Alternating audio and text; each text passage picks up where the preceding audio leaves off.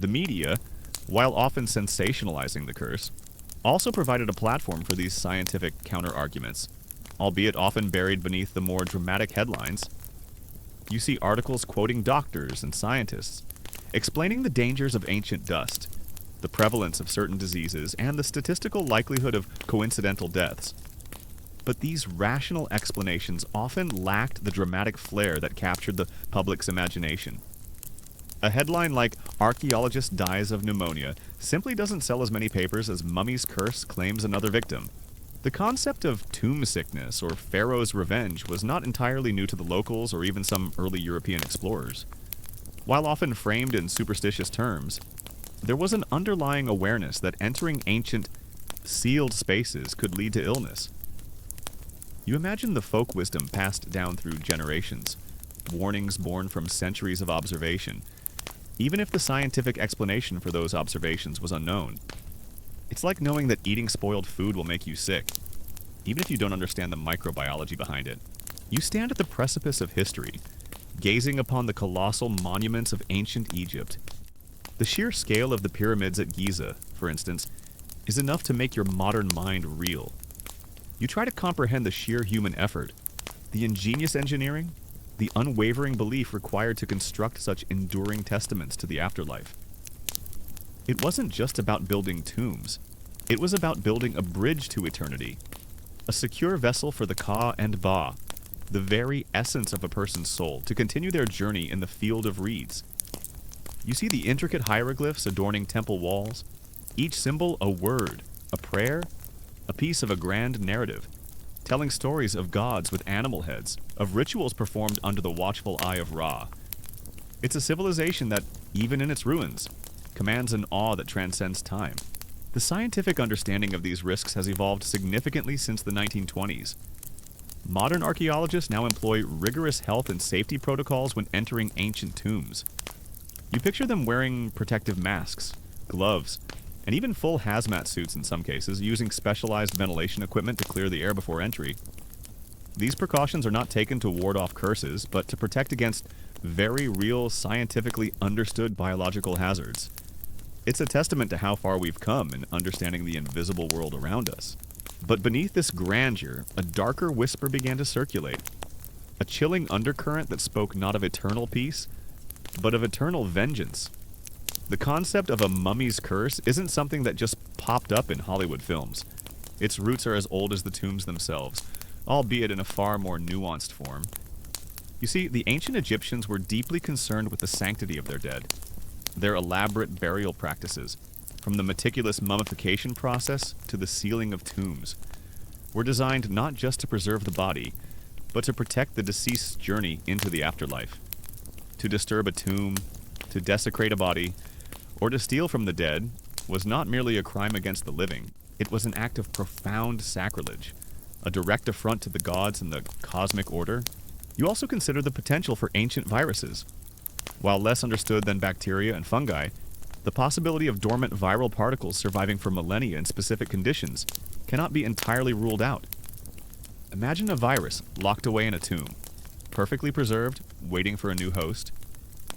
While highly speculative, it adds another layer of scientific intrigue to the curse narrative. It's like finding a really old, really mysterious seed and wondering what kind of plant it will grow into. Imagine yourself as an ancient tomb robber, your heart pounding in your chest as you slip into the cool, dark embrace of a pharaoh's final resting place. The air is thick with the scent of dust, decay, and perhaps something else, something indefinable, unsettling. You know the risks, not just the physical dangers of collapsing tunnels or hidden traps, but the spiritual ones. The Egyptians believed that the deceased, even in death, retained a certain power, especially if their resting place was disturbed. Inscriptions on tomb walls, often overlooked by modern archaeologists, but certainly known to ancient Egyptians, sometimes contained dire warnings, not explicitly curses in the dramatic sense, but rather pleas to respect the dead, or threats of divine retribution for those who dared to violate the sanctity of the tomb.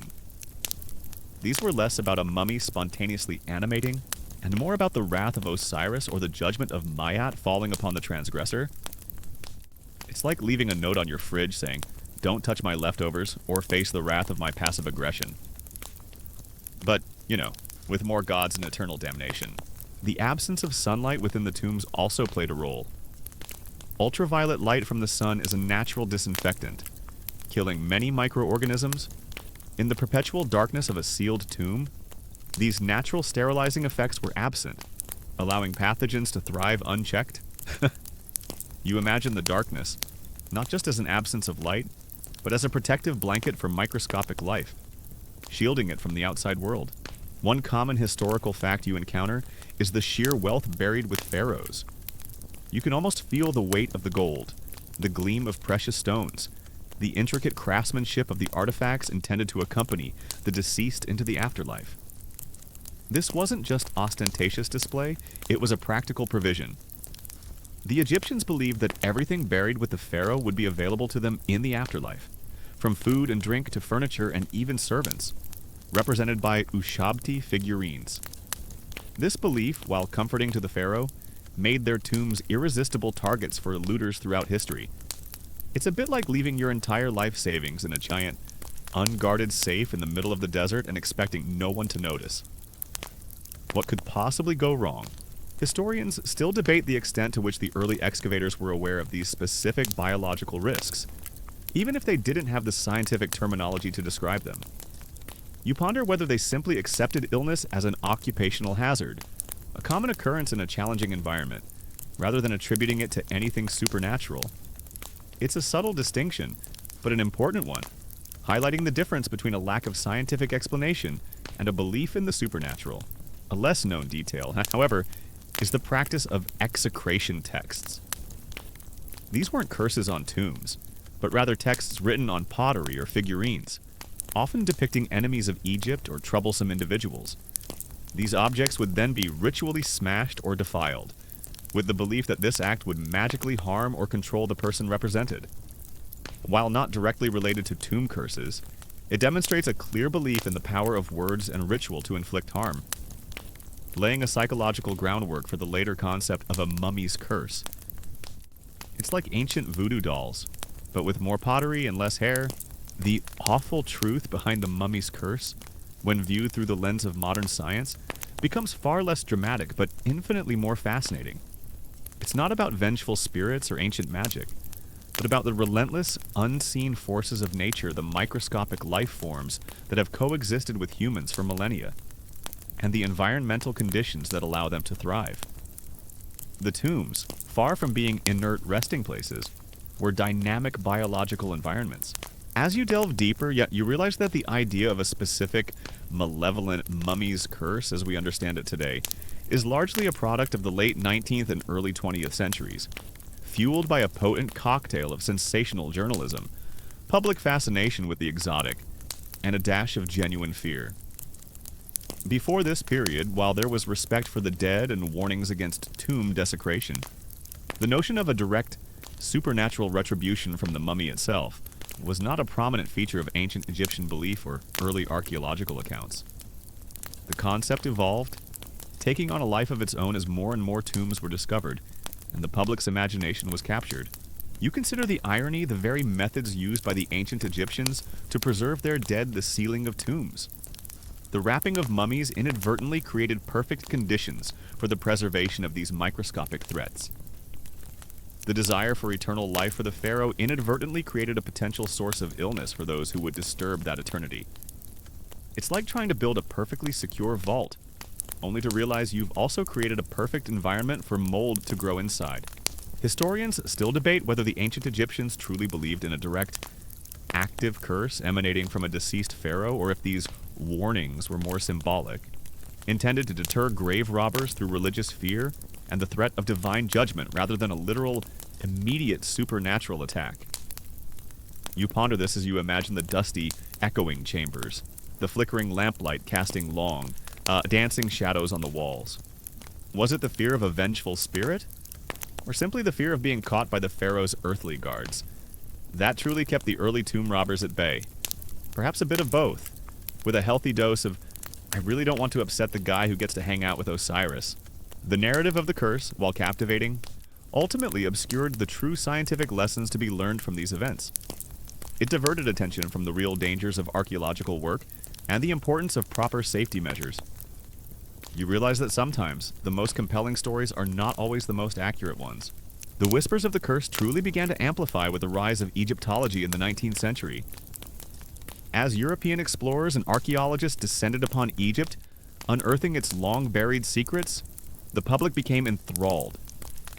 Newspapers, eager for sensational stories, began to report on strange occurrences and misfortunes befalling those who dared to disturb the ancient dead. These early accounts were often vague, anecdotal, and easily explained by mundane circumstances, but they tapped into a primal human fear of the unknown, of the sacred, and of retribution for transgressions against it. As you drift deeper into the narrative, you understand that the invisible dangers within ancient tombs are a far more compelling and scientifically grounded explanation for the misfortunes that befell some of the excavators. It's a story not of magic, but of microbiology, of the delicate balance of ecosystems, and of the human body's vulnerability to unseen forces. The whispers of the curse begin to fade, replaced by the quiet hum of scientific understanding. As you ease further into sleep, you read accounts of early excavators falling ill or experiencing bad luck, and you can almost hear the hushed conversations, the nervous glances exchanged around campfires in the desert night. Was it just a coincidence, or was something more sinister at play the human mind? Ever eager to find patterns and explanations, often latches onto the most dramatic one. If a perfectly healthy person suddenly gets a nasty cough after spending a week in a dusty, sealed tomb, it's far more exciting to blame a vengeful spirit than, say, ancient mold spores or a sudden draft. You've peered into the microscopic world of ancient tombs, understanding the very real biological threats that lay dormant for millennia. But now, you're going to shift your focus from the unseen pathogens to another powerful, equally pervasive force, the human mind itself, and the way it shapes perception, fear, and belief. Imagine the air outside the tomb, not thick with dust, but buzzing with whispers, with excited chatter, with the rapid-fire clatter of telegraph machines. This is where the curse truly took hold, not in the musty confines of a burial chamber, but in the vast, interconnected network of human thought and communication. Consider the case of the unlucky mummy, a tale that gained significant traction in the early 20th century. This wasn't a pharaoh, but rather a coffin lid of a priestess of Amun, said to bring misfortune to anyone who owned it. The story, embellished over time, involved a series of accidents, illnesses, and deaths befalling its various owners, culminating, in some versions, with it being on the Titanic and contributing to its sinking. While thoroughly debunked by historians and museum curators, the legend persisted, demonstrating the powerful grip that such narratives could have on the public imagination. It's a classic example of correlation not equaling causation, but making for a much better dinner party story. You see how the discovery of Tutankhamun's tomb wasn't just an archaeological event? It was a media sensation of unprecedented scale. In the early 20th century, newspapers were the dominant form of mass media, and they hungrily devoured every scrap of information from the Valley of the Kings. This is a common historical fact. The intense competition among newspaper empires, particularly in Britain and America, led to a relentless pursuit of sensational stories. Fleet Street, London's famed newspaper hub, became a hotbed of rivalry, with editors desperate for exclusive content. The discovery of an intact pharaoh's tomb was a goldmine, and the subsequent deaths provided the perfect, chilling narrative to drive sales. It was the original reality TV show, but with more linen and less manufactured drama, or so they claimed. You realize that the fascination with ancient Egypt wasn't just about historical discovery, it was about tapping into something mystical, something that defied modern understanding. The Victorians, with their penchant for spiritualism and the occult, were particularly receptive to the idea of ancient curses. The very act of unwrapping a mummy, a popular public spectacle in the 19th century, was both a scientific endeavor and a macabre performance, blurring the lines between respectful study and morbid curiosity. You could almost smell the musty air, hear the gasps of the onlookers, as the ancient linen bandages were slowly unfurled, revealing a face that had been hidden from the world for thousands of years. It was a moment ripe for the planting of a seed of fear, a suggestion that perhaps some things are best left undisturbed. A less-known detail, however, is the specific role played by Arthur Weigel, a former Inspector General of Antiquities for the Egyptian government, who became a prominent journalist and commentator. Weigel was present at the opening of the tomb, and while initially skeptical, he quickly became a key figure in propagating the curse narrative. He wasn't just reporting, he was interpreting, often with a dramatic flair, and his authoritative voice lent credibility to the supernatural claims. You imagine him, a man with genuine archaeological experience, yet drawn into the sensationalism, perhaps even subconsciously believing in the power of the story he was helping to create. It's like a respected scientist suddenly endorsing Bigfoot sightings. It just makes you wonder. The popularization of the mummy's curse also coincided with an era of significant social and technological change. As the world became more industrialized and scientific, there was a yearning for the mysterious, the inexplicable, the ancient world, with its rituals, its gods, and its seemingly impenetrable secrets, offered a perfect canvas for such desires. The curse became a convenient narrative device, a way to explain the inexplicable, to add a layer of thrilling danger to the otherwise meticulous work of archaeology. It was the original clickbait. Before the internet even existed, you observe the psychological mechanisms at play. The human mind is wired to find patterns, to connect seemingly unrelated events, especially when those events are dramatic or frightening. This is confirmation bias in action. Once the idea of a mummy's curse was planted, people began to actively seek out evidence to support it. Every cough, every stumble, every unfortunate incident that befell someone connected to the tomb was immediately interpreted as proof of the curse. If Lord Carnarvon had simply tripped and sprained his ankle, you can bet there would have been a headline about the pharaoh's vengeful tripping spell. So, as you settle deeper into your sleep, you understand that the awful truth behind the mummy curse isn't a single, straightforward answer. It's a tapestry woven from threads of ancient belief, human psychology, sensational journalism, and the enduring allure of the unknown. You're just beginning to unravel the first few threads, feeling the subtle shifts in the narrative, from the solemn warnings of ancient priests to the dramatic pronouncements of modern tabloids. The journey into the heart of this mystery has only just begun. The availability heuristic also played a significant role. Dramatic, memorable stories, like those of mysterious deaths linked to an ancient curse, are more easily recalled and seem more probable than mundane explanations. People remembered Carnarvon's death and the lights going out, not the countless individuals who visited the tomb and lived perfectly normal lives. The sensational outweighed the statistical, every single time. It's like remembering every time you found a parking spot right in front of the store, but forgetting all the times you had to circle the block 5 times. You leave behind the dusty whispers of ancient fears and the sensational headlines of the Victorian era. And now, you find yourself transported to a specific moment in time. A crisp November day in 1922. The air in the Valley of the Kings is still, save for the rustle of dry palms and the distant call of a bird. The sun, a relentless golden orb, beats down on the ochre cliffs, casting long, sharp shadows. You're not just an observer, you are there, standing beside Howard Carter, feeling the palpable tension, the quiet desperation that hangs heavy in the air. For years, he has toiled under the unforgiving Egyptian sun, meticulously sifting through sand and rubble, chasing a ghost, a whisper of a pharaoh whose tomb had eluded discovery for millennia. His patron, Lord Carnarvon, is growing impatient, his funds dwindling, and the prospect of failure looms large, a shadow as vast as the desert itself. The media understood this psychological wiring perfectly. They didn't just report the news, they crafted narratives. They amplified the dramatic, downplayed the mundane, and often presented correlation as causation.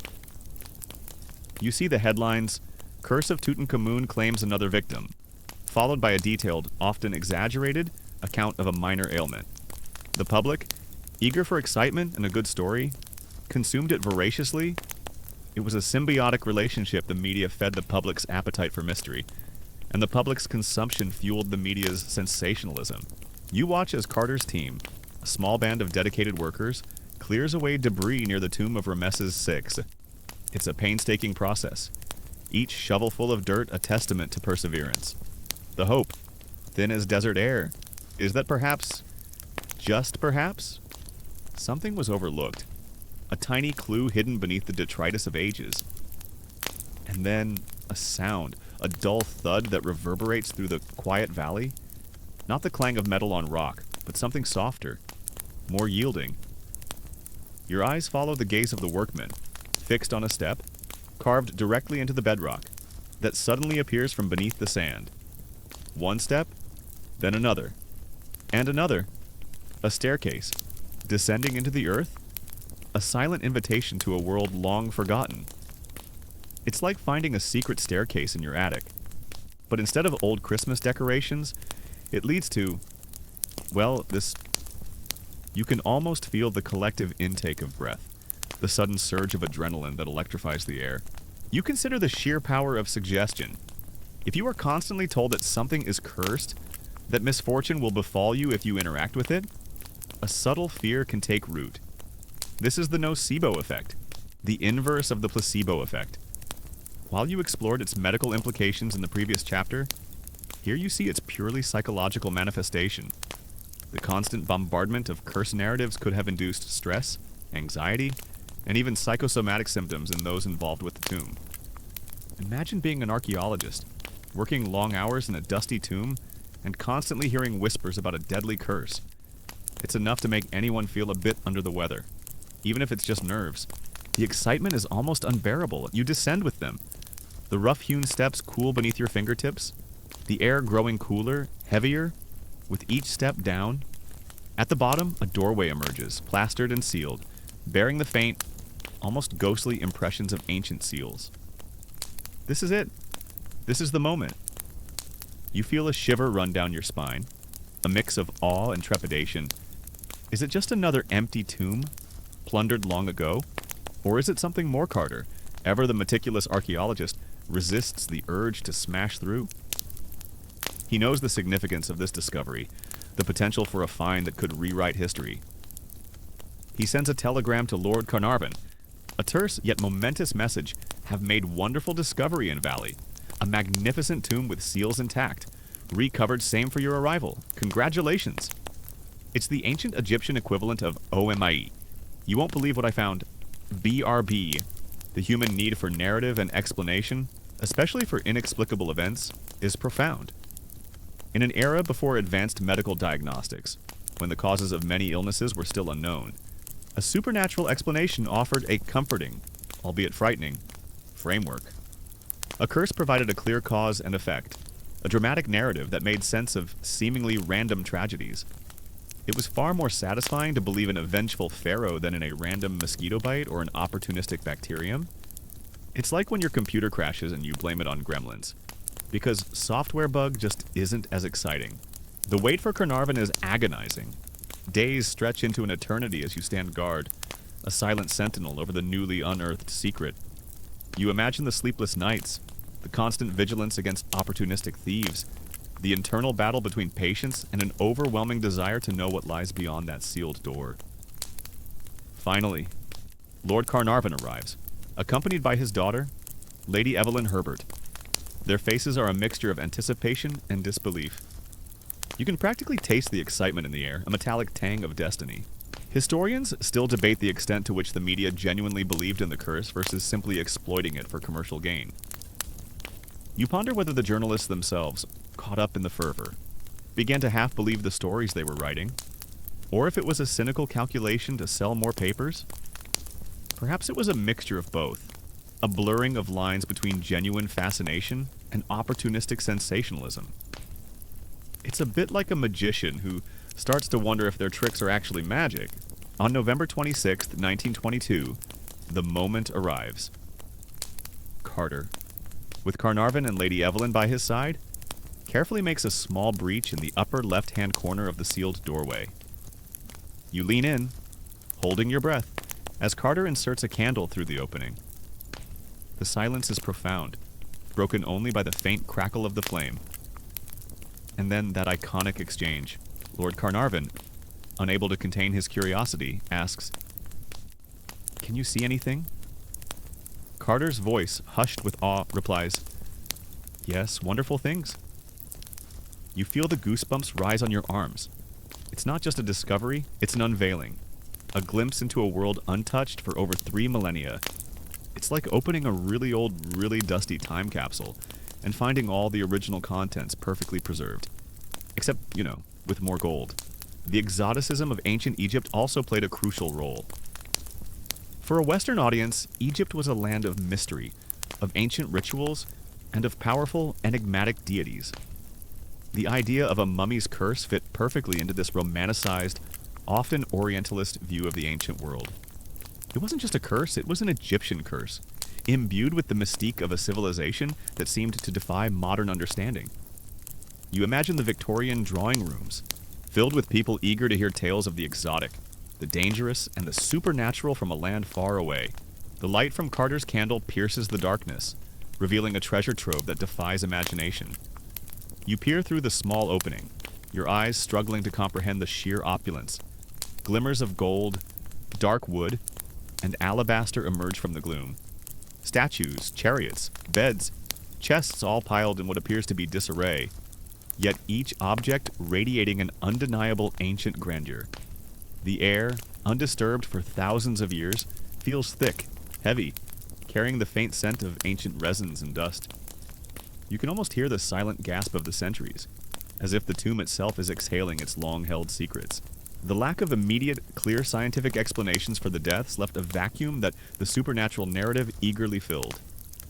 In the absence of definitive medical pronouncements, the public turned to the more dramatic and easily digestible explanation of a curse. It was a race for understanding, and in the early days, superstition often crossed the finish line first. This moment, the discovery of Tutankhamun's tomb, is a common historical fact that reverberates through time.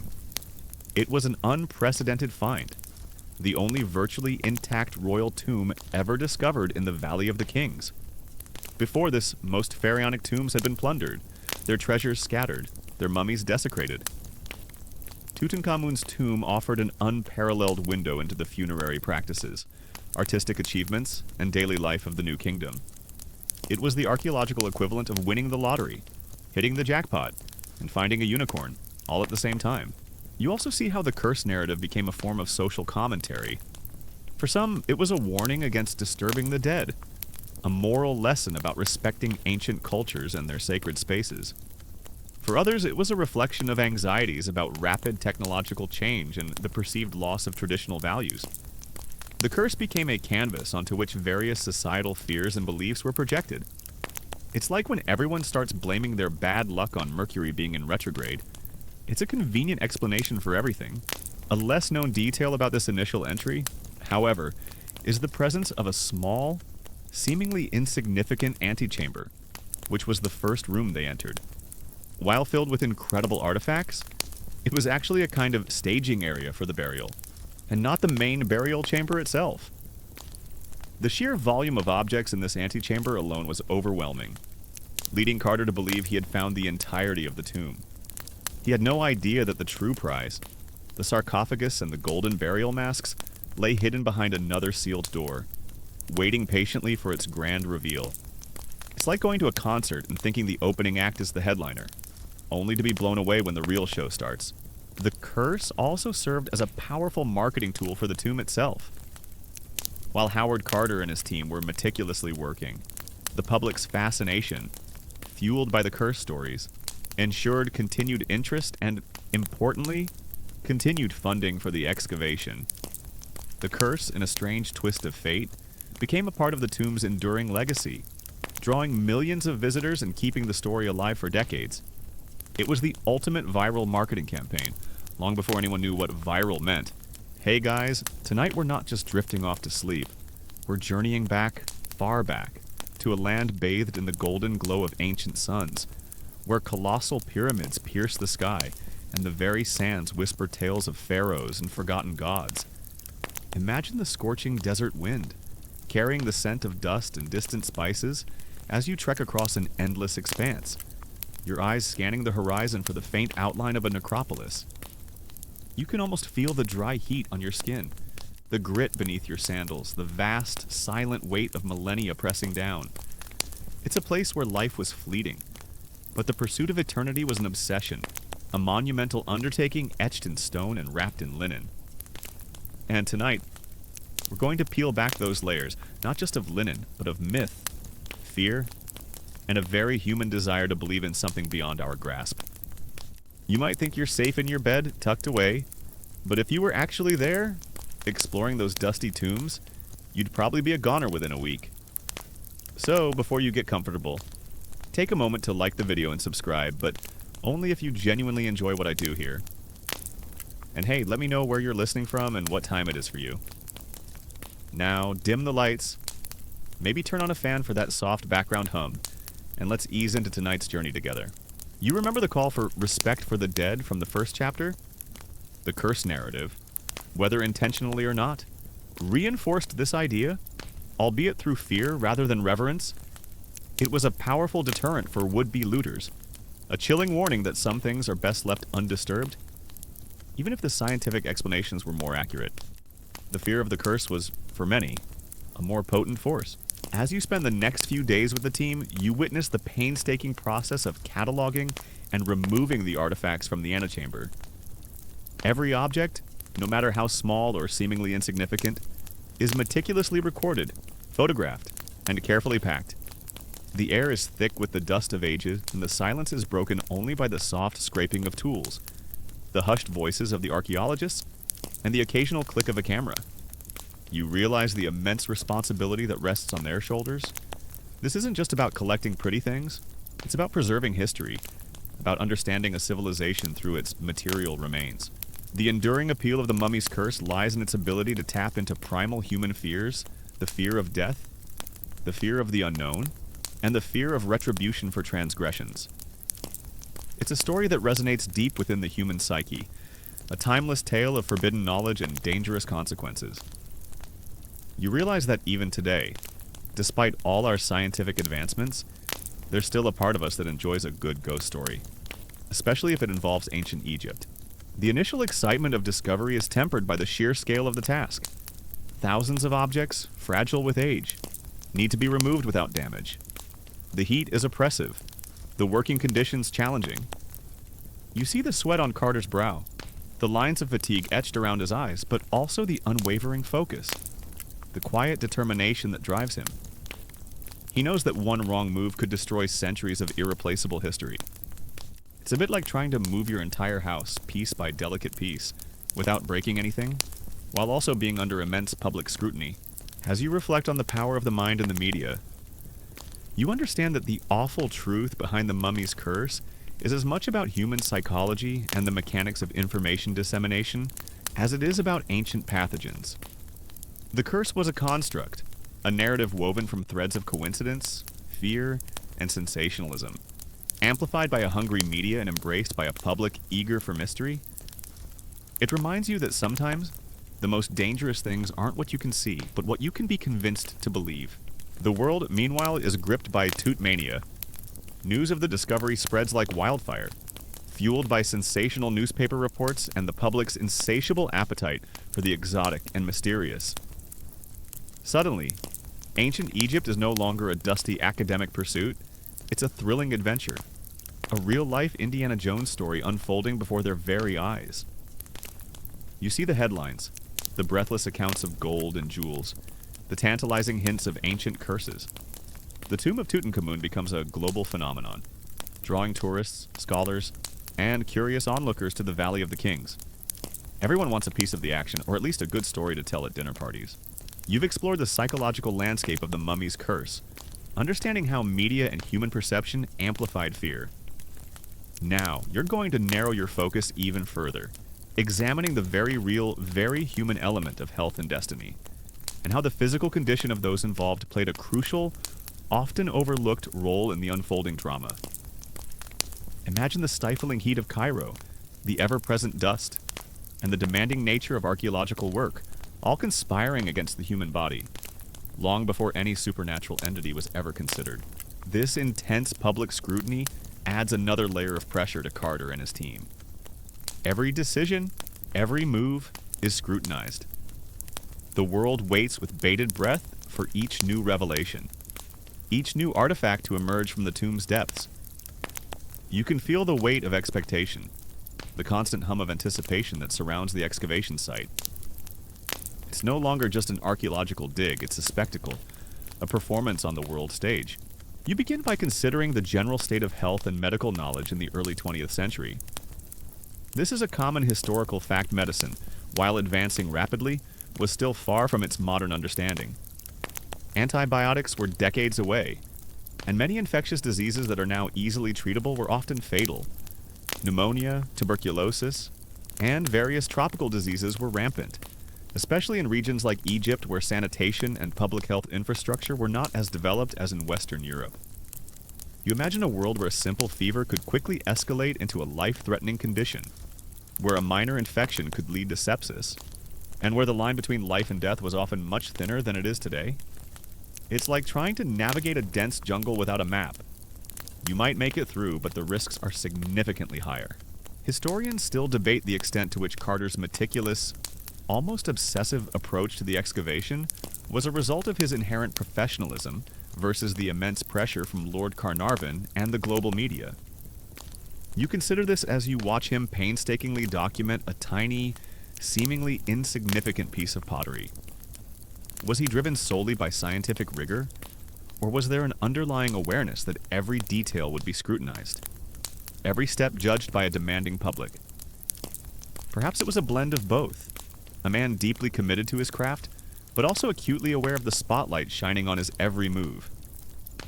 It's a bit like trying to do your homework perfectly when your entire family is watching over your shoulder. A less-known detail, often lost in the dramatic narrative of the curse, is Lord Carnarvon's long history of chronic health problems. He wasn't a robust, healthy man who suddenly succumbed to a mysterious ailment. In fact, he had been in poor health for years, suffering from various respiratory issues, including chronic lung problems, and had even been involved in a serious car accident years prior that left him with lingering health complications. He often spent winters in Egypt precisely for its dry climate, hoping it would alleviate his respiratory ailments. You picture a man already weakened, already susceptible to illness, venturing into an environment that, while dry, was also dusty and potentially laden with ancient pathogens. It's like sending someone with a severe nut allergy into a peanut factory and then being surprised when they have a reaction. As the antechamber is slowly emptied, another sealed doorway is revealed. This one, unlike the first, bears the unmistakable signs of a royal burial chamber. You feel the thrill surge through you again, even stronger than before. This is the heart of the tomb, the final resting place of the boy king. Carter, ever the cautious one, prepares for this moment with even greater care. The anticipation is almost unbearable, a silent drumbeat in the desert air. You observe the daily lives of the excavators and visitors. The work itself was incredibly demanding. Imagine spending long hours in the intense heat of the desert, often in confined, poorly ventilated spaces within the tomb. The physical exertion of clearing debris, moving heavy artifacts, and meticulously documenting every detail was immense. Dehydration, heat stroke, and general exhaustion were constant threats. You see the sweat on their brows, the fatigue in their eyes, the sheer physical toll that such an undertaking demanded. It's not a desk job, you realize. It's more akin to manual labor under extreme conditions. On February 16, 1923, the inner sealed doorway is breached. You are there, witnessing the moment Carter, with a small team, steps into the burial chamber. The air is heavy, still, as if time itself has paused. And then the sight that greets them. A colossal gilded shrine, almost filling the entire chamber, shimmering in the lamplight. It is breathtaking, an explosion of gold and intricate craftsmanship, a testament to the wealth and power of the pharaoh. You are speechless, awestruck by the sheer scale and beauty of it. The diet and living conditions were also far from ideal for many. While Lord Carnarvon and Howard Carter might have had access to better provisions, the local workmen often lived in more challenging circumstances, with less access to nutritious food and clean water. These factors could further weaken their immune systems, making them more vulnerable to any illnesses they encountered. You consider the cumulative effect of these stressors on the human body, creating a fertile ground for disease to take root. This shrine, you learn, is not the sarcophagus itself, but a series of nested shrines, each one fitting perfectly inside the last, like a giant set of Russian dolls, but made of solid gold. The meticulousness of the ancient Egyptians in protecting their dead is astounding. You imagine the countless hours of labor, the artistic genius, the unwavering devotion that went into creating such an elaborate series of protections. It's like wrapping a gift in 100 layers of the most expensive wrapping paper you can find, just to make sure no one can get to it. Historians still debate the extent to which Carnarvon's pre-existing conditions were deliberately downplayed by the media to enhance the curse narrative. You ponder whether the public, eager for a supernatural explanation, simply ignored or were unaware of his chronic ill health. It's a classic case of selective reporting, where inconvenient truths are omitted to create a more compelling story. After all, wealthy lord dies. After years of chronic illness, doesn't have the same ring to it as Mummy's curse claims patron. The process of dismantling these shrines is even more arduous than clearing the antechamber. Each section of the shrine is massive, heavy, and incredibly fragile. You watch as the team works with the utmost care, using ropes and pulleys, their movements slow and deliberate. The dust, disturbed after millennia, hangs in the air like a golden mist, catching the light from the lamps. You can almost taste the ancient air, thick with the scent of decay and the lingering perfume of ancient offerings.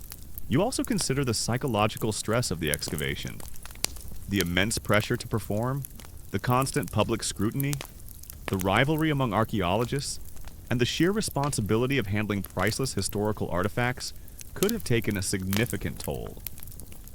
Stress, as modern medicine now widely recognizes, can weaken the immune system, making individuals more susceptible to illness.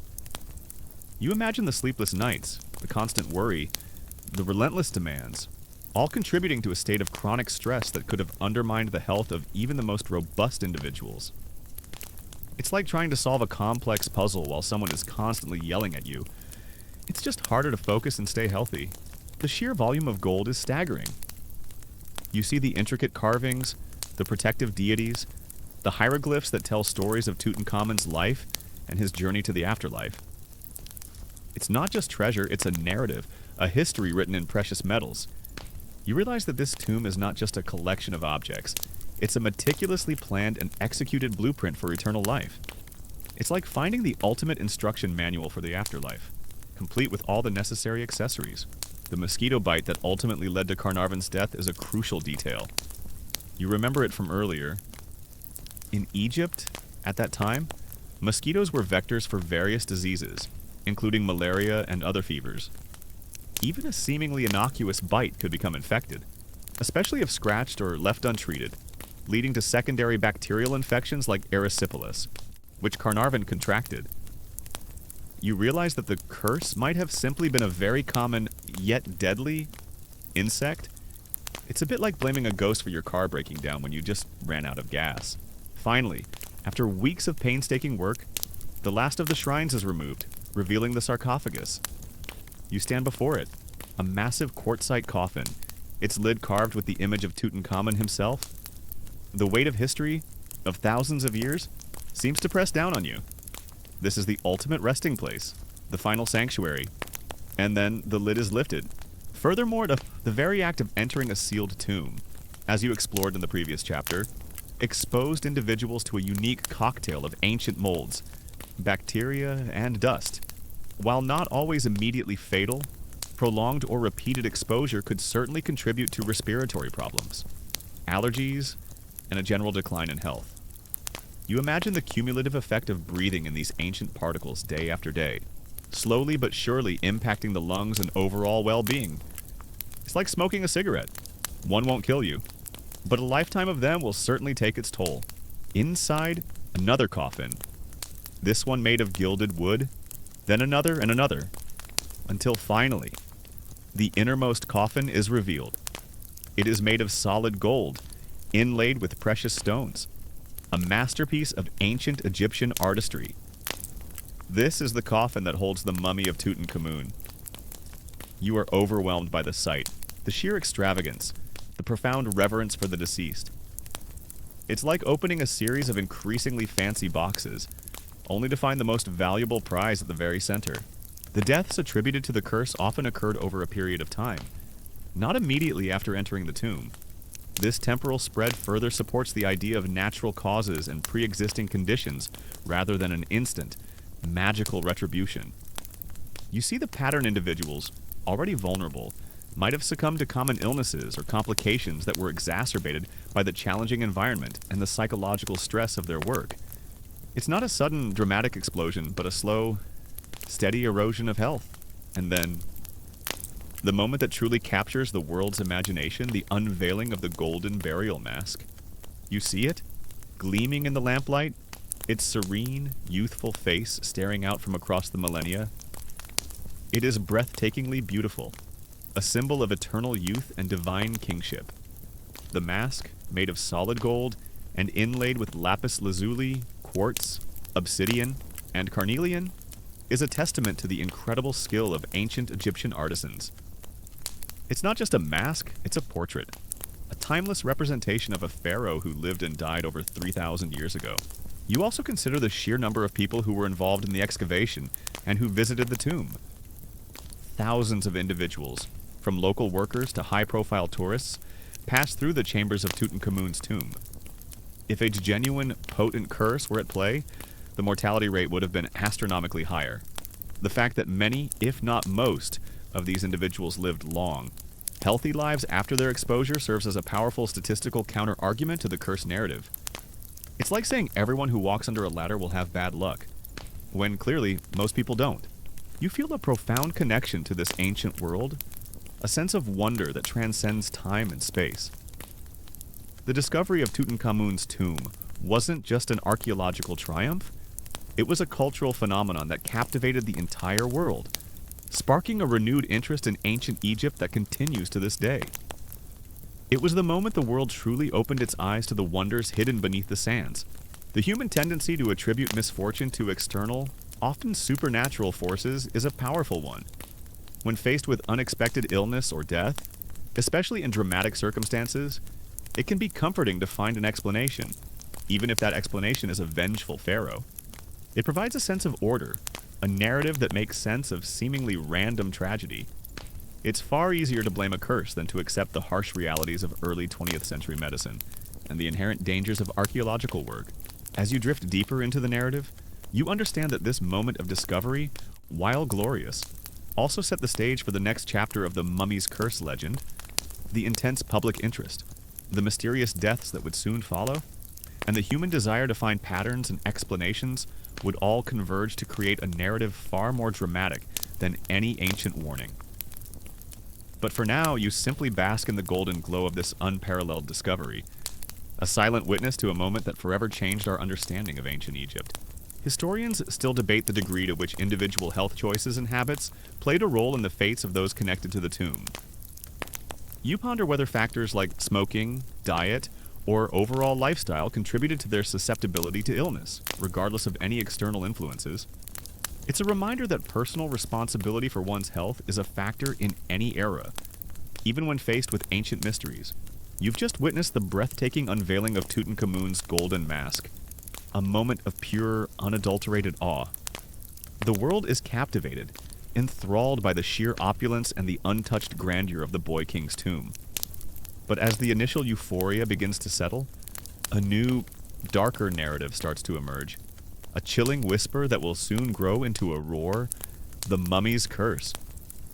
You feel the shift in the atmosphere, a subtle tightening of the air, as if the ancient spirits, disturbed from their millennia-long slumber, are beginning to stir. The awful truth about the mummy's curse, when viewed through the lens of health and destiny, becomes a story of human vulnerability in a challenging environment, compounded by the limitations of early 20th century medicine. It's not a tale of supernatural vengeance, but of the mundane yet potent forces of disease, exhaustion, and the inherent risks of pioneering exploration. The individuals who fell ill or died were not necessarily victims of a curse, but rather, in many cases, victims of the circumstances of their time and the physical demands of their extraordinary work. It begins subtly, almost imperceptibly, with a series of seemingly unrelated events. The first and most famous casualty is Lord Carnarvon himself. You remember him, the wealthy patron who funded Carter's relentless search, the man who stood by Carter's side when the first breach was made. He's a man of means, accustomed to comfort and the best medical care. Yet, in March 1923, just a few months after the tomb's opening, he falls ill. You watch as his condition deteriorates rapidly. A mosquito bite, seemingly innocuous, becomes infected, leading to erysipelas, a severe skin infection. Pneumonia quickly follows. And on April 5th, 1923, Lord Carnarvon dies in Cairo. As you drift deeper into the narrative, you understand that the story of the mummy's curse is a complex tapestry woven from threads of ancient belief. Media sensationalism, psychological impact, environmental hazards, and, crucially, the very real limitations of human health in a less medically advanced era. The whispers of the curse now seem less like supernatural threats and more like echoes of a time when the invisible enemies of disease were far more mysterious and terrifying. You ease further into sleep, carrying with you a deeper understanding of the human element in this enduring legend. The news sends shockwaves across the globe. You see the headlines, screaming from every newspaper, "Carnarvon dies, mummy's curse strikes." The timing is too perfect, too dramatic to be mere coincidence for the public. You can almost hear the collective gasp, the nervous murmurs spreading through drawing rooms and across continents. It's like when your internet goes out right after you complain about it, clearly. The universe is listening and has a sense of humor. Or, a curse. You've journeyed through the intricate layers of the mummy's curse, from ancient beliefs and media frenzy to the very real biological and health challenges faced by excavators. Now, as you drift deeper into the narrative, you're going to uncover perhaps the most cynical, yet undeniably fascinating aspect of this enduring legend, how the curse became a powerful, profitable gimmick, exploited for attention and, more importantly, for money. Imagine the bustling streets of London and New York, far from the dusty tombs, where the whispers of a pharaoh's vengeance were transformed into a marketable commodity. But it's not just Carnarvon. The narrative quickly expands, pulling in other figures connected to the tomb. You hear about George J. Gould, a wealthy American financier and friend of Carnarvon, who visits the tomb shortly after its opening. Within months, he develops pneumonia and dies. Then Arthur Mace, a member of Carter's archaeological team, succumbs to pleurisy, a lung inflammation, in 1928. You watch as the list grows, each death adding another layer of dread to the burgeoning legend. It's like a really morbid game of dominoes, where each falling piece is a person. You see how the public's insatiable appetite for the mysterious and the macabre created a fertile ground for commercial exploitation. The discovery of Tutankhamun's tomb, coupled with the sensational deaths, ignited a global obsession with ancient Egypt. This is a common historical fact. Egyptomania swept across Western society, influencing fashion, art, architecture, and popular entertainment. Suddenly, everything Egyptian was in vogue, and anything associated with the curse had an added layer of thrilling allure. It was the original branding phenomenon. But instead of sneakers, it was sarcophagi. You observe the public's reaction, a fascinating blend of morbid curiosity and genuine fear. People who had initially dismissed the idea of a curse as superstitious nonsense now begin to question their skepticism. The media, ever eager for a captivating story, fuels the fire, publishing sensationalized accounts of each death, often embellishing details or drawing tenuous connections. You see cartoons depicting vengeful mummies, newspaper articles filled with dire warnings, and even scholarly debates on the existence of ancient Egyptian magic. It's a full-blown cultural phenomenon, Matt, and you're right in the middle of it. A less-known detail, often overlooked, is the sheer variety of products and events that capitalized on the mummy craze. You see advertisements for mummy-themed parties, where guests would dress in ancient Egyptian costumes and perhaps even pretend to be afflicted by a mysterious ailment. There were board games, card games, and children's toys featuring mummies and pyramids. You might even find curse-proof amulets or charms being sold, promising protection from the pharaoh's wrath. For a small fee, of course. It's like when a new superhero movie comes out, and suddenly everything from breakfast cereal to toothbrushes has the hero's face on it.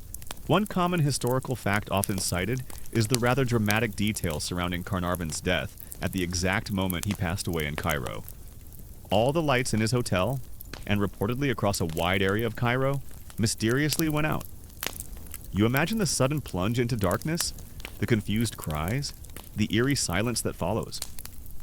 It's a detail that, whether true or embellished, perfectly fits the narrative of a supernatural curse, adding a layer of theatricality to the tragedy.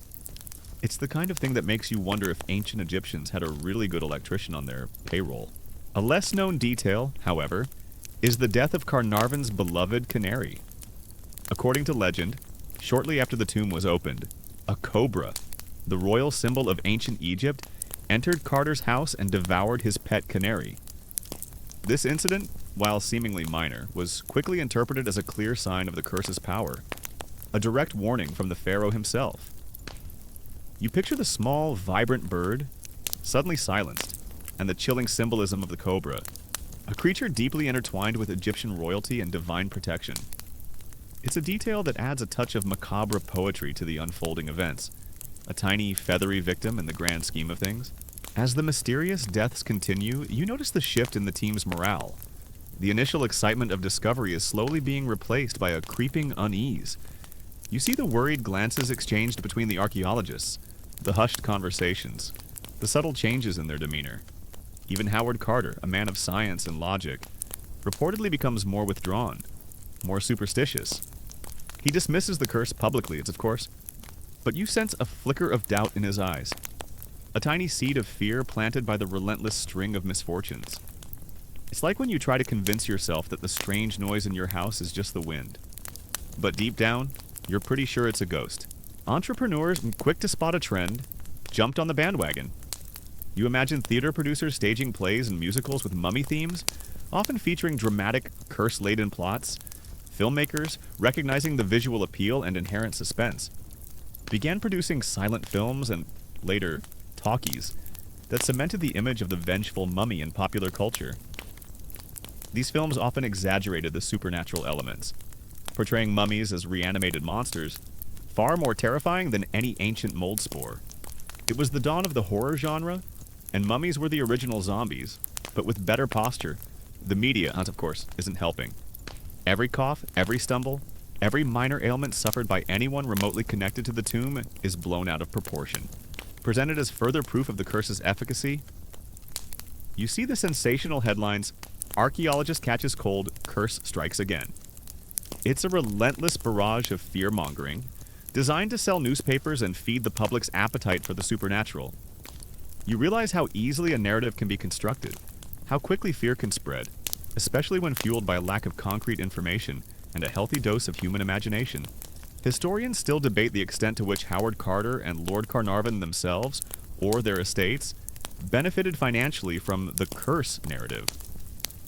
While they certainly gained immense fame and their work received unprecedented attention, the direct commercial exploitation was often by third parties. You ponder whether they were frustrated by the sensationalism, or if they quietly appreciated the sustained public interest, even if it was for the wrong reasons. It's a delicate balance, trying to maintain scientific integrity while also being the center of a global media circus. Historians still debate the precise number of deaths that can be directly attributed to the curse, and how many were simply coincidences or natural causes. You consider the fact that many individuals involved in the excavation lived long, healthy lives, seemingly untouched by any supernatural retribution. Yet, the public's focus remained on the few who died, creating a skewed perception of reality. It's like focusing only on the lottery winners and ignoring the millions of people who bought tickets and didn't win a dime. You also see how the curse became a convenient excuse for various misfortunes. If a museum exhibit of Egyptian artifacts suffered a mishap, or if a collector fell ill, the curse was often invoked, regardless of the actual circumstances. It provided a ready-made explanation, a dramatic narrative that was far more exciting than a simple accident or a common cold. It's like blaming your car troubles on a black cat crossing your path, rather than admitting you forgot to get an oil change. You delve deeper into the specific cases. Consider the death of Evelyn White, a friend of Lord Carnarvon, who reportedly died by suicide after visiting the tomb. This tragic event is quickly folded into the curse narrative, presented as another victim claimed by the pharaoh's wrath. You ponder the immense psychological pressure that must have been building around these individuals, constantly under the public eye, constantly being asked about the curse, Could the very belief in the curse have contributed to their distress? Perhaps even playing a role in their demise? It's a chilling thought. The idea that fear itself can be a potent weapon. The exploitation wasn't limited to entertainment. You hear about individuals claiming to have special knowledge of ancient Egyptian magic, offering to perform rituals to ward off the curse, again, for a fee. Spiritualists and mediums saw an opportunity to connect with the spirits of ancient Egypt, holding seances and claiming to communicate with the deceased pharaohs. It was a boom time for anyone who could tap into the public's fascination with the supernatural. It's a bit like the gold rush, but for spiritual services. Then there's the case of Joel Wolfe, a South African millionaire who was given one of Tutankhamun's rings. He died shortly after receiving it. Again, the connection is made, the curse invoked. You see how easily objects associated with the tomb become imbued with a sinister power in the public imagination, transforming from historical artifacts into instruments of doom. It's like getting a really cool souvenir from your vacation, only to find out it's haunted. The very idea of a curse also played into pre-existing Western anxieties about the other and the unknown. The exoticism of Egypt, while captivating, also carried a hint of danger and ancient, inscrutable power. The curse narrative reinforced these stereotypes, portraying ancient Egypt as a place of dark magic and vengeful spirits, rather than a complex, sophisticated civilization. You realize how easily cultural phenomena can be distorted and simplified for mass consumption. The deaths were not always immediate or dramatic. Some individuals died years after their involvement with the tomb, yet their passing was still linked to the curse. You see the long arm of the legend reaching out, claiming victims even decades later. This stretching of the timeline further highlights the power of belief and the human tendency to connect disparate events into a cohesive, albeit supernatural, narrative. It's like blaming your bad hair day on something that happened last week. Consider the role of public relations in the early 20th century. While not as sophisticated as today, the concept of managing public perception was certainly understood. The curse provided a ready-made narrative that generated immense publicity, far more than any dry archaeological report ever could. It was a masterclass in unintentional public relations, turning a scientific discovery into a global phenomenon. It's like accidentally creating a viral meme, and then watching it take over the internet. You also consider the role of the medical understanding of the time. In the early 20th century, many diseases that are easily treatable today were still deadly. Pneumonia, for instance, was a far more serious illness than it is now. You realize that what might have been considered a mysterious, sudden death then could often be explained by common medical conditions of the era. It's a sobering thought, reminding you that the past, for all its romance, was also a far more dangerous place. The commercialization of the curse also had a subtle impact on the perception of archaeology itself. For some, it transformed archaeology from a serious academic pursuit into a thrilling, dangerous adventure, full of hidden treasures and supernatural risks. While this certainly drew more public interest, it also potentially overshadowed the meticulous, painstaking work that truly defined the field. You ponder whether this sensationalism ultimately helped or hindered the long-term understanding and appreciation of ancient Egyptian history. The story of the curse becomes a self-fulfilling prophecy in a way. The more people believed in it, the more they looked for evidence, and the more they found it, even if it required a bit of imaginative interpretation. You see the newspapers printing stories about strange accidents, unexpected illnesses, and even bizarre animal behavior, all linked back to the tomb. It's a testament to the power of suggestion, the way a shared belief can shape perception. Historians still debate the ethical implications of profiting from the curse narrative, especially given the real deaths and illnesses that occurred. You consider whether it was a harmless form of entertainment, or if it contributed to a climate of fear and misinformation that exploited genuine tragedies. It's a complex question, with no easy answers, particularly when you consider the blurred lines between entertainment and reality. Even those who scoffed at the curse publicly sometimes showed signs of its psychological impact. You hear anecdotes of archaeologists carrying amulets or performing small, personal rituals to ward off evil, even if they wouldn't admit it in polite company. It's a subtle acknowledgement of the pervasive fear, a silent concession to the possibility that, perhaps, just perhaps, there was something to the ancient warnings after all. It's like saying you don't believe in ghosts, but still checking under your bed before you go to sleep. The enduring legacy of the mummy's curse in popular culture is a testament to its effectiveness as a gimmick. Even today, you see movies, books, and video games featuring mummies and curses, often drawing directly from the sensationalized narratives of the 1920s. The image of the slow, shuffling, bandaged monster intent on revenge is deeply ingrained in the collective consciousness. Far more so than the scientific explanations for the original curse, the narrative of the mummy's curse also served a very practical purpose for some. For those who wished to deter further archaeological exploration or to protect ancient sites from looters, the curse provided a powerful supernatural deterrent. You imagine the local villagers, steeped in their own beliefs and superstitions, passing on the tales of vengeful spirits, reinforcing the idea that these ancient places were best left undisturbed. It was an effective, albeit unconventionalist, form of security. You realize that the awful truth behind the mummy's curse is not just about ancient pathogens or human psychology. It's also about the powerful forces of commerce and media, and how a compelling story, even one based on fear and superstition, can be transformed into a highly marketable product. The pharaoh's supposed vengeance became a global phenomenon, not through magic, but through the very human desire for entertainment, excitement, and, of course, a good old-fashioned scare. As you reflect on these early deaths, you realize that the curse wasn't a single, monolithic entity. It was a fluid, evolving narrative shaped by public fascination, media sensationalism, and the very human desire to find meaning in tragedy. The deaths were real, of course, but their connection to the tomb was largely a construct of the human mind, eager to impose order on chaos, to find a dramatic explanation for the inexplicable. As you drift deeper into the narrative, you understand that the curse, in its most popular form, was less about ancient spirits and more about modern ingenuity, a clever trick of the mind and the market. The whispers of the curse now seem less like a warning from the dead and more like the ringing of a cash register as you ease further into sleep. Historians still debate the extent to which the deaths were genuinely coincidental versus the result of pre-existing health conditions or the environmental hazards of working in ancient tombs.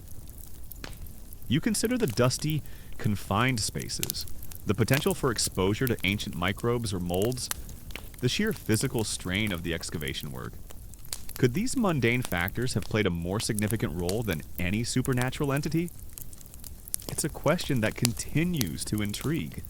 A puzzle with many pieces, some of which remain stubbornly out of reach. You've traversed the landscape of ancient fears, witnessed the media frenzy, grappled with biological threats, and seen how the curse became a commercial spectacle. Now, as your journey deepens, you arrive at the crucial juncture where the whispers of superstition finally meet the bright, unwavering light of modern scientific inquiry. Imagine the hushed laboratories, the meticulous analyses, the patient pursuit of truth that slowly, methodically, began to unravel the threads of the mummy's curse, revealing a far more rational yet equally fascinating reality. You feel the weight of these early tragedies, the human cost behind the sensational headlines. Whether by curse or by coincidence, lives were lost, and the shadow of Tutankhamun's tomb grew longer, darker, casting a pall over what should have been a purely triumphant discovery. But the story is far from over. The stage has been set, the characters introduced, and the chilling legend of the mummy's curse has taken firm root in the collective imagination. You're just beginning to understand the true complexities of this ancient mystery. You see the shift in approach? No longer are scientists merely offering counter-arguments to sensational headlines. They are actively investigating, using increasingly sophisticated tools and methodologies. The mid to late 20th century brought about significant advancements in fields like microbiology, forensic pathology, and environmental science, allowing researchers to revisit the curse with a fresh, evidence-based perspective. It's like upgrading from a magnifying glass to a powerful electron microscope. Suddenly, you can see things you never imagined were there. You've felt the chilling grip of the burgeoning mummy's curse, witnessed the sensational headlines, and pondered the tragic fates of those connected to Tutankhamun's tomb. Now, as the narrative shifts, you find yourself standing on the battleground where logic and superstition clash, where the cold, hard facts of science attempt to dismantle the ethereal whispers of ancient vengeance.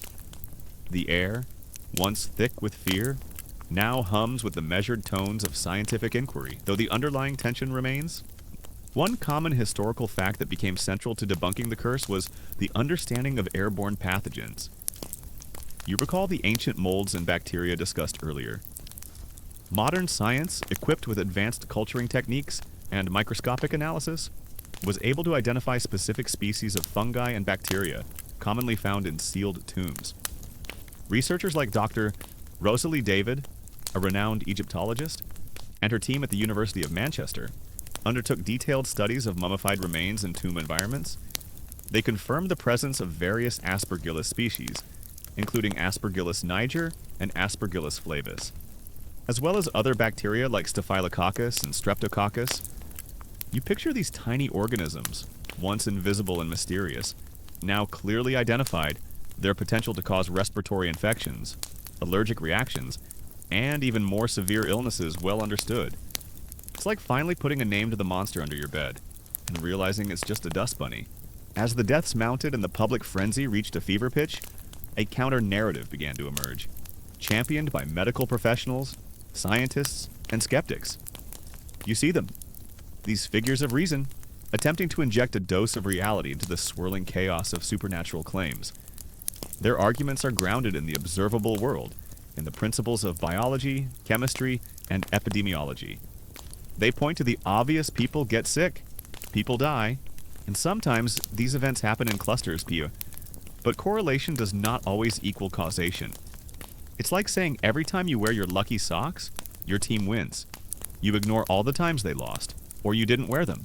A less known detail, often overlooked in the broader narrative, is the specific research into the effects of long-term exposure to these tomb pathogens. Scientists discovered that while a single exposure might not be immediately fatal, repeated or prolonged exposure, especially in individuals with compromised immune systems or pre-existing respiratory conditions, could lead to chronic health problems or exacerbate existing illnesses. This explained why some individuals, like Lord Carnarvon, who spent significant time in the tomb, seemed to suffer more severe consequences than casual visitors.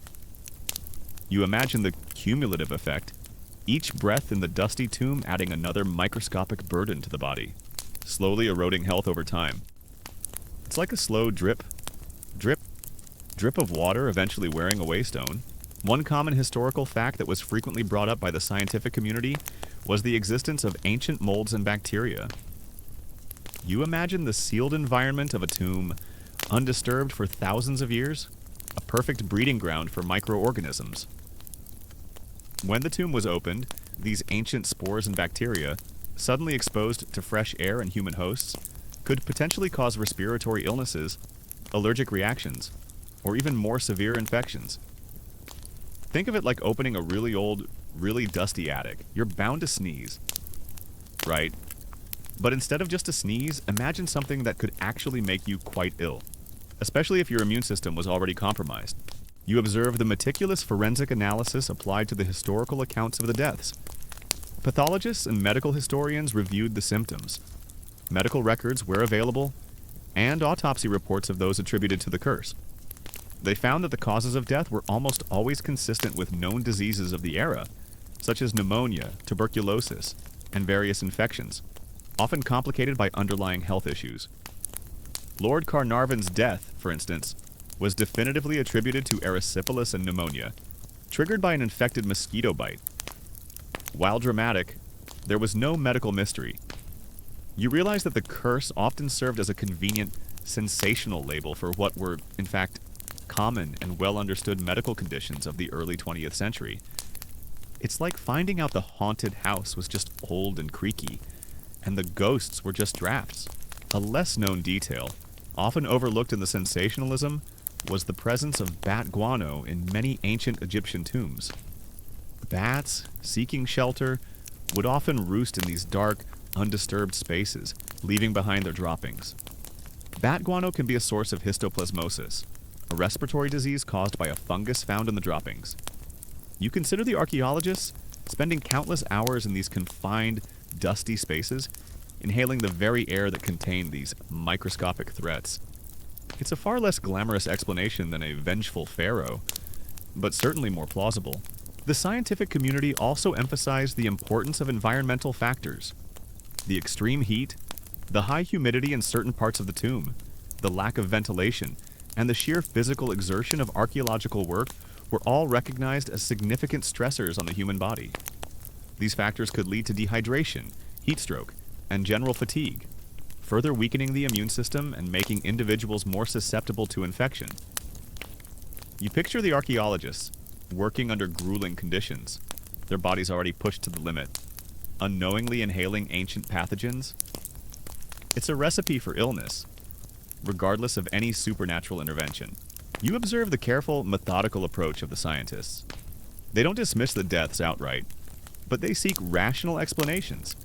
They look at the ages of the deceased, their pre-existing health conditions, the general health standards of the early 20th century, and the specific environmental factors within the tomb. They consider the intense heat of the Egyptian desert, the physical exertion of the excavation work, and the potential for fatigue and dehydration. All these factors, while mundane, could contribute to illness and even death. It's like trying to run a marathon without training. You might make it, but you're probably going to feel awful afterwards. Historians still debate the extent to which the scientific explanations have fully permeated popular culture. While academics and medical professionals largely dismiss the curse, its enduring presence in films, books, and public consciousness demonstrates the powerful grip of a good story. You ponder whether the human desire for mystery and the dramatic will always outweigh the more mundane, albeit accurate, scientific explanations. It's a fascinating tension, the pull between what we know and what we want to believe.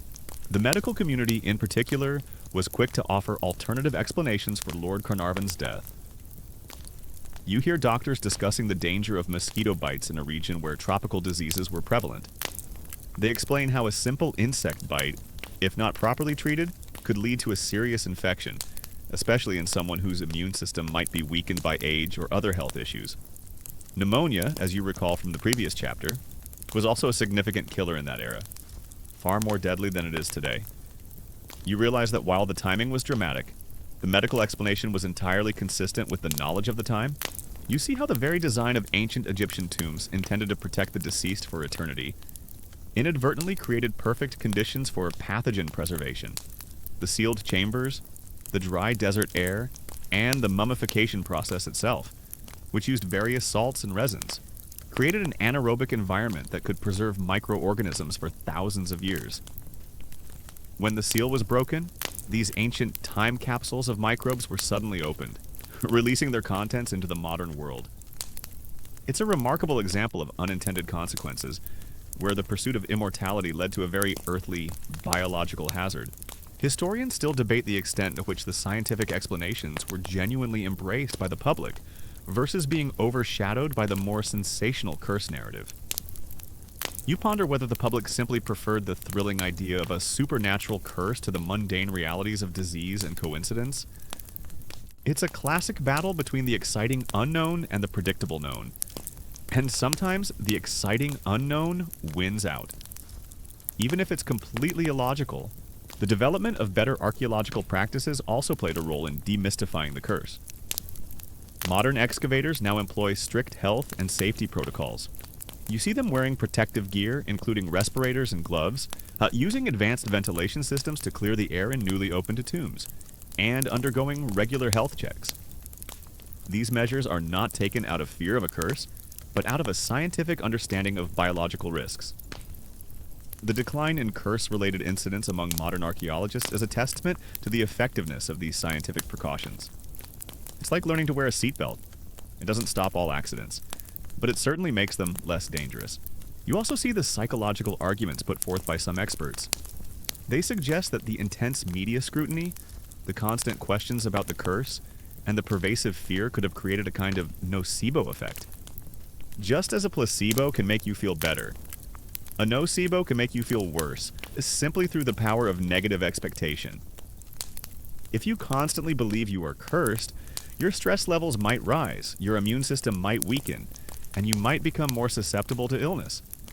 It's like when you're convinced you're getting sick, and suddenly every sniffle feels like the flu. You also consider the psychological aspect from a scientific perspective. The power of suggestion and the nocebo effect, which you explored earlier, are now understood through the lens of psychoneuroimmunology, the study of how psychological processes affect the nervous and immune systems. The constant stress and fear associated with believing in a curse could genuinely weaken an individual's immune response, making them more vulnerable to illness. You realize that, while the curse itself wasn't real, the belief in it could have had very real negative health consequences. It's like stressing so much about getting sick that you actually make yourself sick. You observe how the media, while initially just reporting on the curse, quickly realized its commercial potential. Newspapers didn't just print stories, they organized public lectures, sponsored exhibitions of Egyptian artifacts, often not from Tutankhamun's tomb, but still capitalizing on the interest, and even ran contests related to Egyptian history. The curse was a guaranteed circulation booster, a reliable way to sell more copies and attract more advertisers. You see the editors rubbing their hands together, knowing that every new victim of the curse meant another spike in sales.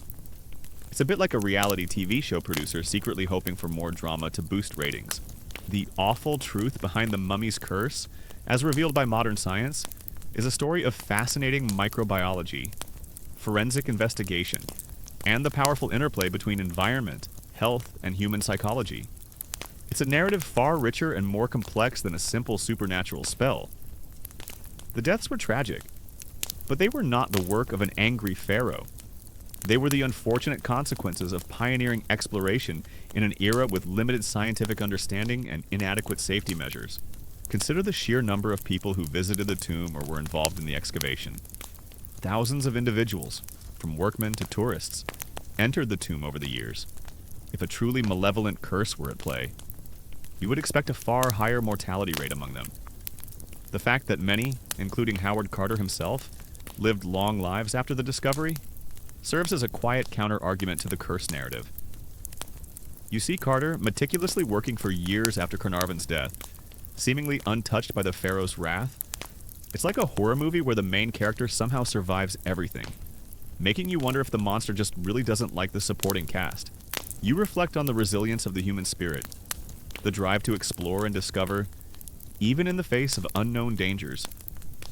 The early excavators were true pioneers, venturing into uncharted territory, both geographically and scientifically. Their misfortunes, while tragic, ultimately contributed to a deeper understanding of ancient environments and the importance of health and safety in scientific exploration. They were, in a way, accidental participants in a grand scientific experiment, the results of which helped to demystify one of history's most enduring legends. The scientific community also highlighted the dangers of working in confined, ancient spaces. You imagine the poor ventilation, the dust, the potential for falling debris, and the sheer physical toll of laboring in such conditions. Accidents, exhaustion, and exposure to pathogens were far more likely explanations for illness and death than any supernatural force. It's not exactly a five-star resort, you realize? Historians still debate the specific impact of the curse on the public funding and perception of archaeology. While it certainly generated immense interest, it also created a sensationalized image that sometimes overshadowed the serious academic work. You ponder whether the field of Egyptology might have benefited more from a purely scientific narrative, or if the dramatic allure of the curse was, paradoxically, necessary to capture the public imagination and secure the resources needed for such monumental discoveries. It's a complex legacy, where myth and reality are inextricably intertwined. You also consider the role of the press in shaping public perception. The early 20th century was a golden age of sensational journalism, where newspapers competed fiercely for readers. The Mummy's Curse provided an irresistible narrative, a perfect blend of mystery, danger, and exoticism. The media didn't just report on the curse, they actively constructed and amplified it, often blurring the lines between fact and fiction. You see how a single dramatic event could be spun into a global phenomenon, simply by the power of repetition and exaggeration. As you drift deeper into the narrative, you understand that the veil of mystery surrounding the Mummy's Curse has largely been lifted by the relentless pursuit of scientific truth. The ancient whispers have been replaced by the quiet hum of laboratory equipment, the dramatic deaths by clinical diagnoses, and the vengeful pharaoh by microscopic organisms. The truth, while less sensational, is ultimately more profound, revealing the intricate dance between life and decay, and the enduring human quest to understand the world around us. You ease further into sleep, carrying with you the clarity that science brings to even the most ancient of mysteries. Historians still debate the ethical implications of the media's role in perpetuating the curse narrative. You ponder whether the relentless focus on the supernatural distracted from the genuine scientific achievements of the excavation and the important historical insights gained from the tomb. Was it a harmless bit of fun, or did it contribute to a climate of fear and misinformation? It's a complex question, with no easy answers. You've witnessed the mummy's curse unravel under the precise gaze of scientific inquiry, seen the dramatic deaths explained by mundane pathogens, and understood how human psychology and media sensationalism amplified a simple fear into a global phenomenon.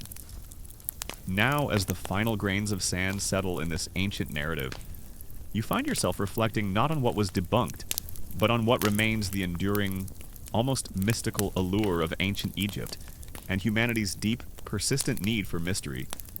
Imagine the soft glow of a museum exhibit, the hushed reverence of visitors gazing at artifacts, or the distant hum of a documentary about pyramids. The curse may be gone, but the magic, in a different form, lingers. The scientific community also pointed out that many of the victims of the curse were already elderly or had pre-existing health conditions. Lord Carnarvon, for instance, had been in frail health for years, suffering from various ailments. His death, while tragic, was not entirely unexpected by those who knew his medical history. You realize that the narrative of the curse often ignored these inconvenient truths, focusing instead on the dramatic timing of the deaths. It's like blaming your car breaking down on a curse, when you haven't had an oil change in 5 years. You realize that even with all the scientific explanations, all the debunking, the fascination with ancient Egypt has never truly waned. This is a common historical fact. Egyptology continues to be one of the most popular and well-funded branches of archaeology, drawing countless visitors to its sites and filling museums worldwide. The pyramids still stand, colossal and enigmatic, inviting wonder. The hieroglyphs still whisper tales of gods and pharaohs, even if their secrets are now more widely understood. There's something about a civilization that built monuments to eternity, that meticulously prepared for an afterlife, that continues to captivate the modern mind. It's like being drawn to a really old, really beautiful piece of furniture. You know how it was made, but you still marvel at its craftsmanship and history. Furthermore, the very idea of a curse was often a misinterpretation of ancient Egyptian beliefs. As you recall from the first chapter, ancient Egyptians were concerned with the sanctity of their dead and the threat of divine retribution for desecration. However, this was rarely framed as a direct, active curse emanating from the mummy itself, but rather as a broader concept of cosmic justice. The modern notion of a mummy's curse was largely a Western construct, projected onto an ancient culture. It's like translating a poem and completely missing the original meaning because you're focused on rhyming. A less-known detail, often overlooked, is how ancient Egypt continues to inspire contemporary art, music, and even fashion, far beyond the initial Egyptomania of the 1920s. You see subtle nods to Egyptian motifs in modern architecture, hear echoes of ancient scales in film scores, and spot Ankh symbols or scarabs in jewelry designs. It's not just a historical period, it's a timeless aesthetic, a wellspring of symbols and stories that artists and creators continually draw upon. It's like that one band from the 80s that everyone still samples. Their influence just keeps on going. You see the tireless efforts of scientists to educate the public, to explain the realities of tomb environments, and to debunk the myths surrounding the curse. They published articles, gave lectures, and conducted studies, attempting to bring reason to the forefront. But the allure of the supernatural proved to be a formidable opponent. The human mind, it seems, is often more drawn to the fantastical than to the factual. You ponder why, even after the scientific demystification of the curse, the human desire for mystery persists. Perhaps it's because science, while providing answers, sometimes removes the enchantment. Knowing how a pyramid was built is incredible, there's still a part of us that yearns for the idea of ancient, forgotten magic. The human mind, it seems, thrives on a certain level of the unknown, a space where imagination can roam free, unconstrained by empirical data. It's like knowing how a magic trick works, but still enjoying the illusion. Consider the meticulous scientific analysis that was eventually conducted on the tomb's contents and environment. Researchers later studied the air quality, the presence of molds, bacteria, and even ancient viruses within sealed tombs. While no single curse-causing pathogen was definitively identified, the studies confirmed that ancient tombs were indeed environments ripe for the growth of various microorganisms that could pose health risks to excavators. It's like finding out your old, dusty attic is actually full of allergens. Not a ghost, but still something to be wary of. You observe how the narratives of ancient curses, even if proven false, fulfill a deep psychological need. They offer a sense of cosmic justice, a belief that certain boundaries should not be crossed, that the sacred should remain undisturbed. In a world that often feels chaotic and random, the idea of a curse provides a comforting, albeit frightening, sense of order.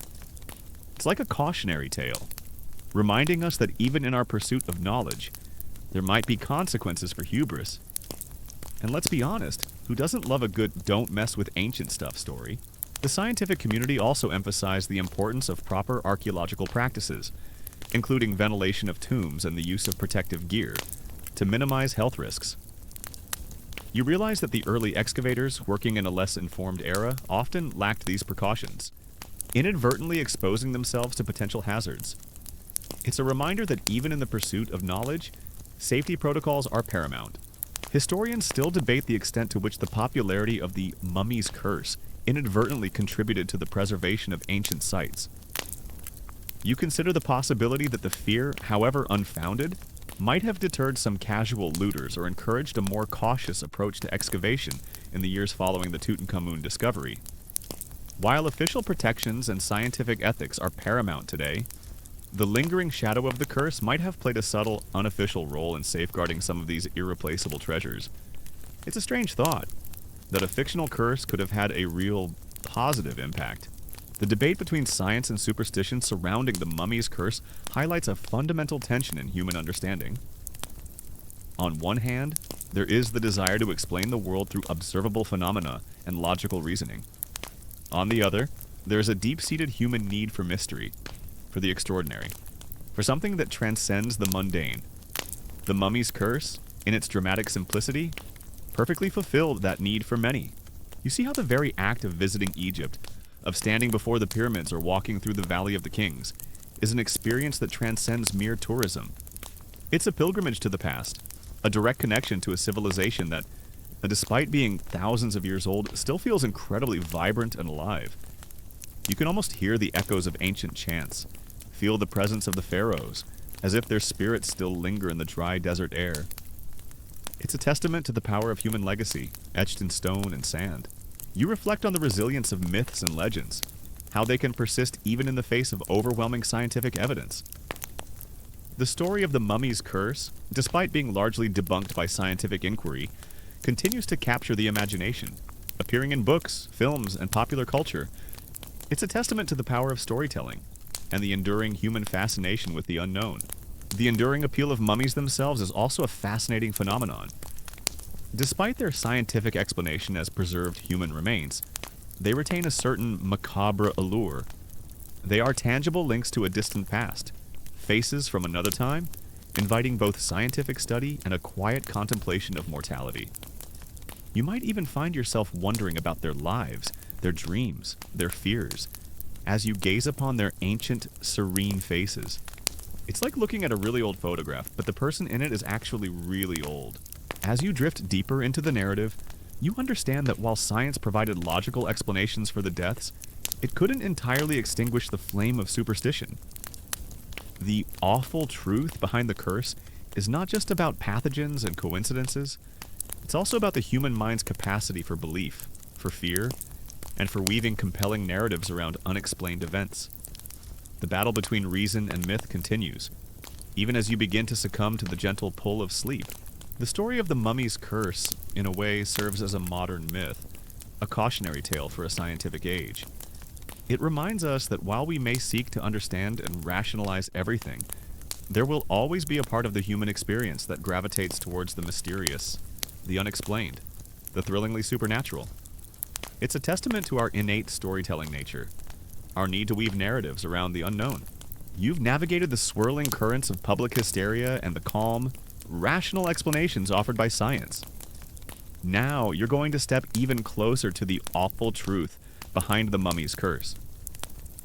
Moving beyond the sensational headlines and into the very air you would have breathed inside those ancient tombs. Imagine the silence, broken only by the faint echo of your own breath, as you stand in the heart of a chamber sealed for millennia.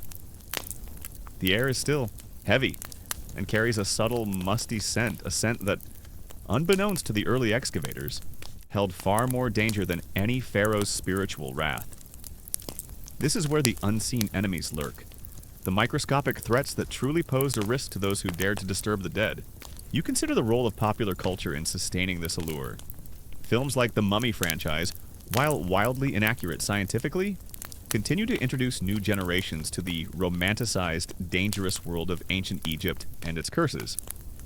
These stories, even if fantastical, keep the flame of interest alive, encouraging some to delve deeper into the actual history and archaeology.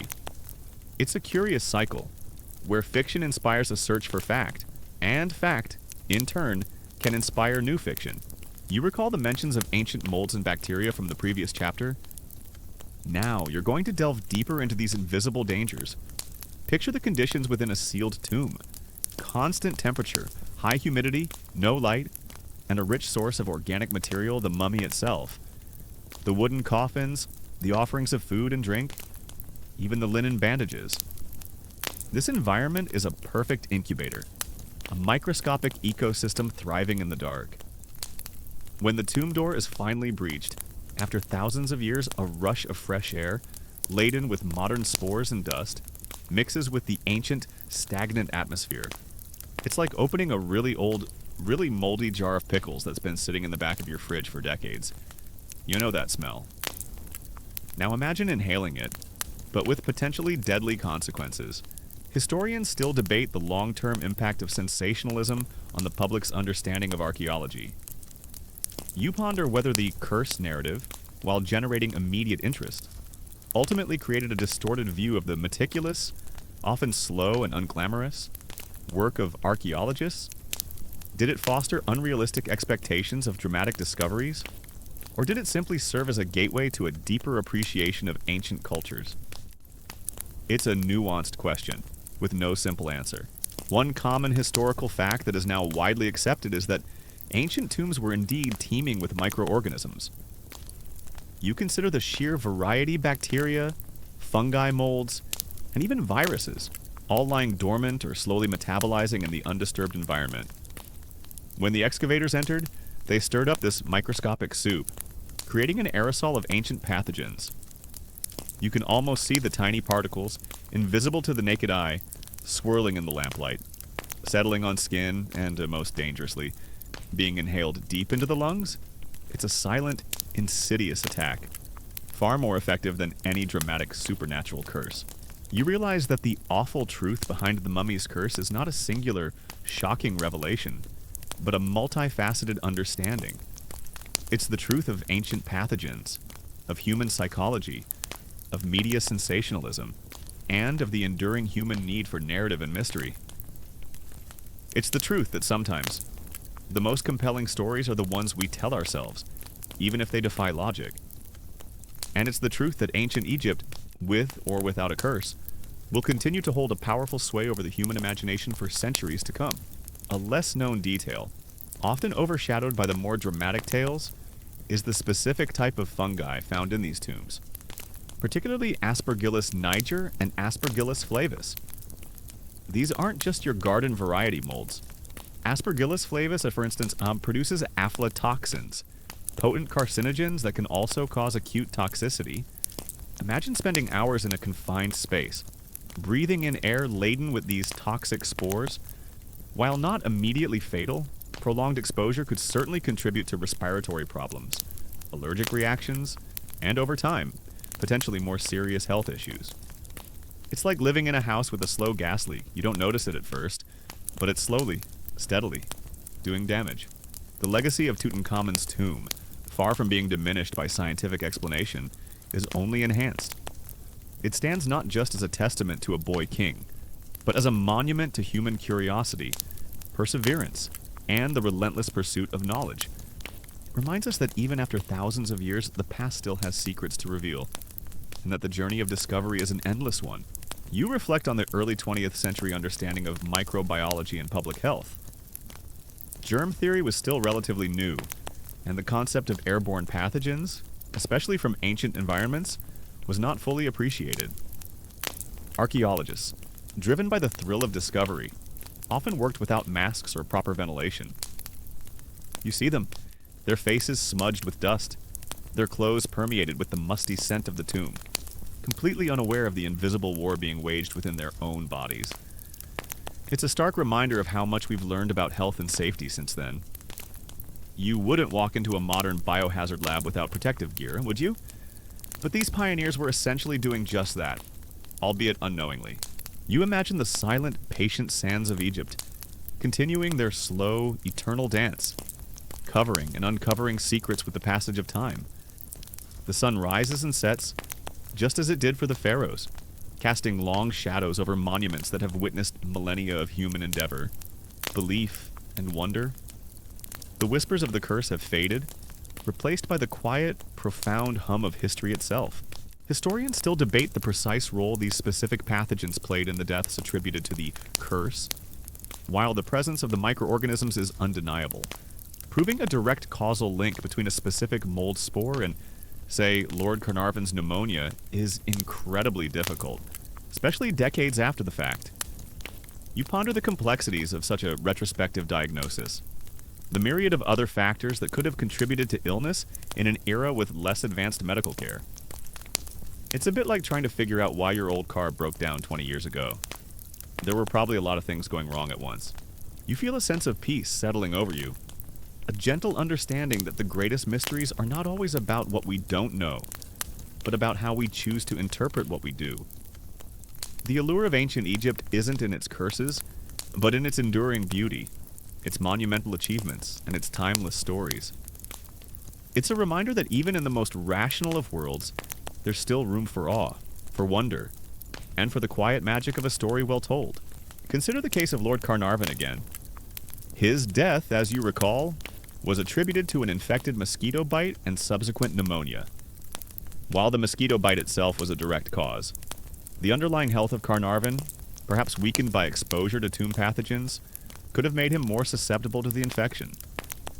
You imagine his immune system, already battling ancient invaders, being less equipped to fight off a common bacterial infection. It's like trying to fight a battle on two fronts at once. It's just harder to win.